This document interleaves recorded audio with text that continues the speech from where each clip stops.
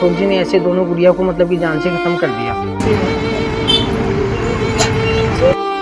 कंधों पर झुलाया, कंधों पर घुमाया, एक पापा की बदौलत ही मेरा जीवन खूबसूरत बन पाया। मुझे रख दिया छांव में, खुद जलते रहे धूप में। मैंने देखा है एक फरिश्ता अपने पिता के रूप में। अक्सर जीवन में हम इस प्रकार के स्लोगन सुनते हैं जिसे सुनकर माँ और पिता के प्रति एक सम्मान पैदा होता है। लेकिन आवाज न्यूज आज आपको ऐसी खबर बता रहा है जिसको सुनकर आपका रोम रोम कांप जाएगा।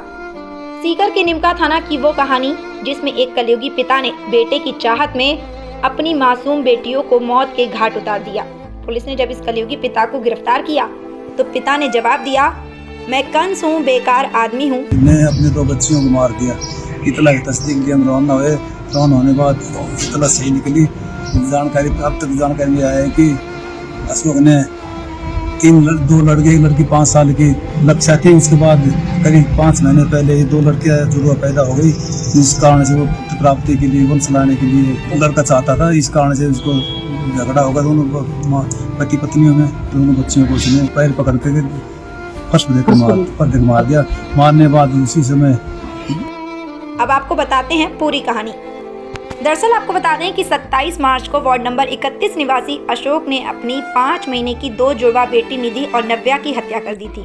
आरोपी दोपहर 1 बजे पत्नी अनीता के साथ दोनों बेटियों के जिला अस्पताल में टीका लगवा कर लाया था। 3 बजे घर वापस लौटने के बाद अनीता दोनों बेटियों को सुला रही थी।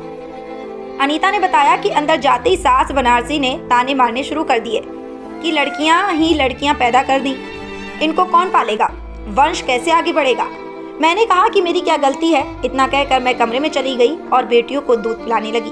तभी अशोक कमरे में आ गया और चिल्लाया, रोज रोज का झगड़ा तुम्हारी वजह से होता है। अगर तूने बेटा पैदा किया होता तो ऐसा नहीं होता। आज मैं इन दोनों को ही खत्म कर देता हूँ।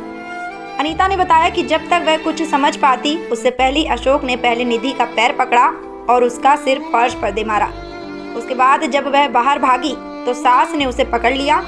इसके बाद अशोक ने नव्या को भी जमीन पर पटक दिया। इसके बाद घर से 2 किलोमीटर दूर खाली प्लॉट में दोनों के शवों को दफना दिया था। कि मतलब कि ऐसे तूने ऐसे कर दिया, यहाँ पे तूने वंश फैला दिया, तूने यहाँ पे कर दिया हमारा तो फोटो दिनों घुमा रहो। तो ऐसे मतलब कि इनको लेके यही झगड़ा में, और फिर वो मुझे ऐसे बोला कि आपका तो झगड़ा मिटता है नहीं। मैंने कहा पापा ये क्या बात, ये क्या बोल रहे हो। तो पापा ने बोला कि ऐसी बात हुई है।